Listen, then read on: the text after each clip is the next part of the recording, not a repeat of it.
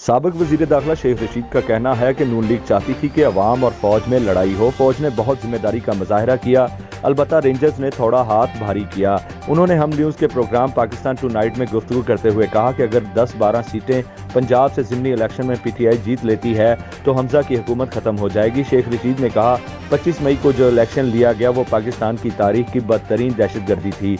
उन्होंने कहा कि मुल्क में एक वोट की हुकूमत है, ये वो हुकूमत है जो कहती थी वोट को इज्जत दो। शेख रशीद ने कहा कि आसफ जरदारी ने उनको लाहौर के लक्ष्मी चौक में ले जाकर सियासी तौर पर गर्क किया।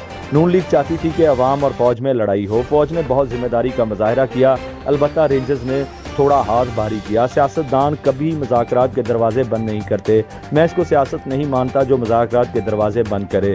जिस मुल्क के वज़ीर दाखिला पर फ़र्द जुर्म लगनी है, लानत है ऐसी हुकूमत पर। 30 जून तक इंतज़ार करें, बेहतर फैसले आ जाएं। ये तय है कि इस हुकूमत ने घर जाना है। शेख रशीद ने कहा कि अगर इमरान खान की गिरफ्तारी करने जा रहे हैं तो वो उसके लिए भी जहनी तौर पर तैयार है। इमरान खान जल्दी इलेक्शन की तरफ जाएगा और इलेक्शन इसी साल होगा।